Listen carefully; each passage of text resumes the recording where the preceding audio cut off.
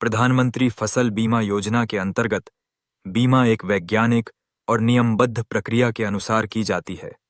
इसका उद्देश्य किसानों को फसल नुकसान की स्थिति में आर्थिक सहायता देना है। नीचे विस्तार से बताया गया है कि बीमा की गणना कैसे की जाती है, कैसे पता चलता है कि किसी क्षेत्र पर किसानों को बीमा मिलेगा या नहीं।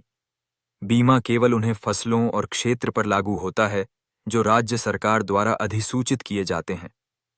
जैसे हर खरीफ एवं रबी सीजन के लिए राज्य सरकार अधिसूचित फसलें तय करती हैं। एक गांव या तहसील को बीमित इकाई माना जाता है। बीमित राशि की गणना अनुमानित उत्पादन गुणा एमएसपी या घोषित कीमत के आधार पर तय की जाती है।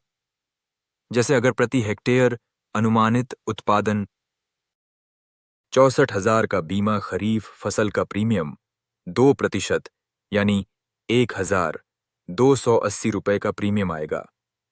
फसल क्षति की गणना दो तरीके से होता है। क्षेत्र आधारित फसल कटाई प्रयोग, जो पटवारी एवं कृषि विस्तार अधिकारी के द्वारा खेत में 5 मीटर लंबा और 5 मीटर चौड़ा का फसल काटकर मिजाई कर उत्पादन भेजी जाती है, जिसके अनुसार उस क्षेत्र का औसत उपज तय की जाती है और औसत उपज कम हो तो सभी किसानों को मुआवजा मिलता है।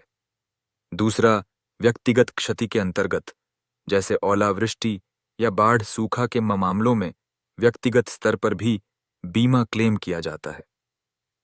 बीमा राशि कैसे मिलेगी? यदि नुकसान साबित हो जाता है तो बीमित किसानों के खाते में मुआवजा राशि सीधा डीबीटी के माध्यम से भेजा जाता है।